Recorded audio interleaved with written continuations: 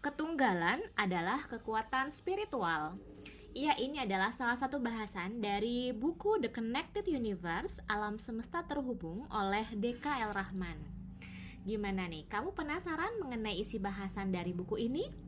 Aku juga penasaran, jadi langsung aja kita dengarkan. Tapi jangan lupa untuk subscribe dulu channel Diary Fanny. Let's get started. Hukum ketunggalan, the law of universal openness. Ketunggalan membantu manusia mengingat bahwa apapun yang terjadi dalam realitas fisik ini, apapun itu, mereka tidak pernah terpisah dari Sang Maha Pembuat atau satu sama lain. Di tingkat spiritual, segalanya saling terhubung dan mendukung. Ketunggalan adalah kekuatan spiritual. Sahabatku, kita sudah merangkak naik, seperti matahari fajar yang naik perlahan. Warnanya yang belum cerah silau justru menjadikannya indah selalu dan penuh harapan. The Connected Universe belum selesai. Belum ada silau yang memukau. Ini baru sampai fajar yang hikmat. Sedikit menyingkap cahaya kita akan merangkak mempelajari hukum ketunggalan. Segala sesuatu di jagat keseluruhan berlaku hukum ketunggalan. Pengaturan ini sangatlah tersistem. Berkatnya terwujudlah setiap detail alam jagat keseluruhan. Ini adalah sistem paling universal di alam semesta.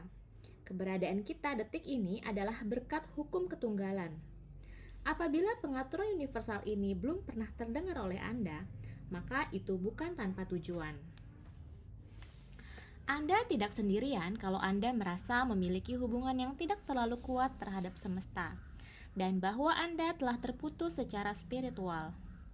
Tujuan utama dunia adalah menciptakan keterpisahan, terutama keterpisahan spiritual. Dengan memahami bahwa segala materi alam semesta terhubung ke dalam kemanunggalan dan bermanunggal dengan Sang Pembuat semesta, maka Anda akan memiliki kekuatan spiritual luar biasa.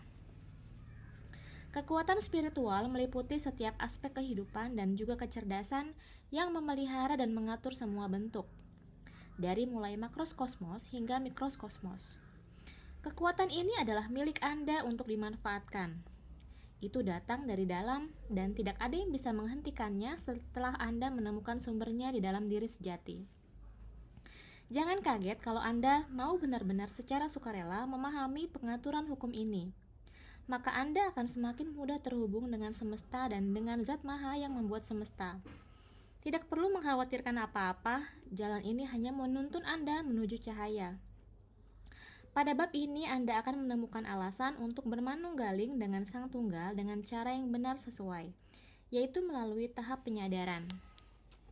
Tahap penyadaran ini berlapis dan tidak ada jalan pintas untuk menyibak tiap lapisnya kecuali itu harus bersabar melewatinya. Tidak ada proses yang instan, termasuk itu kesadaran. Jalan yang ditempuh pun tidak melulu harus jalan yang sama. Tiap kita akan melewati jalannya masing-masing dan itu bukan masalah besar. Dahulu Siti Jenar dianggap tersesat karena paham kalau dirinya bersatu dengan Tuhan. Lalu bagaimana dengan sekarang? Apakah buku ini akan sama menyesatkannya? Atau justru akan membawa akal yang tidak mau memahami ketersesatan yang sebenarnya? Manunggal bukanlah ketersesatan apabila dipahami dengan cara yang benar. Uniknya, pemahaman manusia itu tidaklah sama, dan itu karena tahap penyadaran berlapis-lapis. Mereka yang baru di lapis 1 belum tentu memahami lapis ke-10. Bukan berarti si lapis ke-10 lebih tinggi pemahamannya, tetapi itu karena efek dari sebab akibat. Mereka yang berada di lapis 1 pun bisa memahami apa yang dipahami oleh mereka yang berada di lapis ke-10, apabila sebabnya terpenuhi. Jadi, kalau setelah membaca tulisan ini Anda tergerak untuk menjadi satu dengan Zat Maha, maka lakukanlah dengan cara yang tidak pernah bertentangan dengan akal.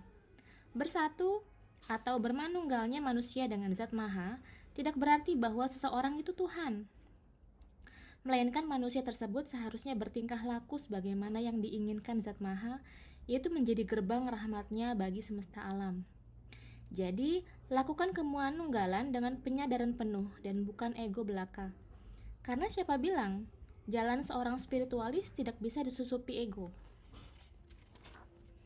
Seseorang yang sedang melewati titian spiritual juga tidak luput dari ego. Misalnya ego mencari tingkatan, dan ini sangat sering terjadi. di mana seorang spiritualis luput mengendalikan egonya sehingga merasa kalau dirinya berada di tingkat yang lebih tinggi. Padahal, spiritual adalah perjalanan dinamis yang terus berproses tergantung dari porsi spiritual masing-masing jiwa. Tidak ada tingkatan dalam spiritualitas. Tidak ada pula tingkatan yang akan dimenangkan dalam perjalanan spiritual seseorang. Tujuan akhir spiritual tidak pernah untuk melampaui atau mengikuti. Misalkan, seseorang menjalani spiritual dengan tujuan akhir agar bisa melampaui atau mengikuti gurunya. Ini sama sekali keliru. Dalam spiritualitas, seorang murid bisa melesat jauh di atas gurunya. Guru spiritual hanyalah suri tauladan, bukan tingkatan. Guru spiritual hanya memberikan kisi-kisi dan contoh sebagai pelajaran. Tidak ada gelar apa-apa dalam spiritual. Semua adalah anugerah dari Sang Maha. Merupakan sebuah tanggung jawab bagi yang sudah mengetahui untuk menyampaikan kepada yang belum mengetahui. Baik itu melalui ilmu pengetahuan atau suri tauladan. Itu sifatnya hanya berbagi informasi dan bukan menggurui. Karena dalam semesta hanya dirinya lah satu-satunya guru sejati. Sahabatku, kembali lagi kepada ketunggalan. Sebelumnya kami tegaskan dulu di awal, ini bukanlah filsafat. Ketunggalan itu bukanlah filsafat, melainkan hukum atau pengaturan universal yang mengatur alam semesta raya ini, termasuk manusia. Mereka berkata kalau manunggaling kaula Gusti adalah bagian dari filsafat. Namun bagi kami ini bukan bagian dari filsafat, melainkan keniscayaan. Karena memang pada wujud yang mendasar, semua wujud menyatu dengan Sang Maha Pembuat yang membentuknya. Kami tidak menyebut kata Tuhan di sini, bukan apa-apa, Tuhan itu definitif. Diulang lagi, Tuhan itu adalah sesuatu yang disembah dan dipuja, sesuatu yang ditakuti, sesuatu yang diprioritaskan, dan sesuatu yang mampu membuat kita melakukan sesuatu yang tidak kita sukai. Alasan kami tidak menyebut Tuhan karena bertuhan itu relatif. Bertuhan artinya memiliki Tuhan dalam definisi yang paling mendalam, bahwa diri ini adalah kesatuan dengannya. Nafas ini adalah nafasnya. Gerak ini adalah gerakannya. Jadi ini adalah miliknya. Semua ini dirangkum dalam satu titik kesadaran, penghambaan bahwa diri ini adalah dirinya. Bahwa keakuan diri ini telah menghilang, yang ada hanyalah Sang Pembuat yang oleh manusia disebut Tuhan. Ini memang berat. Ujung dari kita memahami hukum universal alam semesta bukan sekedar ilmu pengetahuan saintifik atau sekedar ilmu yang mempermudah hidup kita, tetapi juga ilmu yang akan mendekatkan kita kepada Sang Pembentuk semesta itu sendiri. Sekarang, coba jawablah dengan jawaban yang pribadi. Siapakah Tuhan dalam hidup kita? Siapakah yang kita sembah dan kita puja dalam hidup ini? Siapakah sesuatu yang kita takuti dalam hidup ini? Siapakah sesuatu yang kita prioritaskan dalam hidup ini? Siapakah sesuatu yang mampu membuat kita mampu melakukan sesuatu yang tidak kita sukai dalam hidup ini? Jawaban dari pertanyaan ini harus dijawab jujur, karena siapa tahu kita bertuhan uang, bertuhan kedudukan, bertuhan penilaian manusia, atau kita membiarkan ego diri menjadi Tuhan yang tidak mau diakui. Mengakui jawaban yang jujur ini penting, karena sebenarnya baru saat kita mampu menjawab pertanyaan inilah kita boleh lanjut bertanya, apa itu yang dimaksud dengan manunggaling kaula Gusti? Seseorang akan sulit memahami keniscayaan manunggaling kaula Gusti kecuali dia sudah mampu mengakui siapa Tuhannya sendiri. Karena pemahaman tentang keniscayaan ini tidak akan dijawab oleh sejarah atau buku filsafat apapun. Keniscayaan ini hanya bisa terjawab oleh akal yang mau bertafakur, berpikir dalam kenetralan, dan inilah yang membuat banyak manusia lebih mudah menunjuk kalau keniscayaan ini adalah sesat dan menyesatkan. Karena memang menunjuk seseorang tersebut lebih mudah dibanding menunjuk ketersesatan akalnya sendiri untuk memahami. Jadi, agar tulisan ini seru dan memainkan akal, maka mari kita membuat bahasan saintifik untuk menjabarkan kalau manunggaling kaula Gusti bukanlah ketersesatan dan tidak pernah menyalahi akal yang mau paham.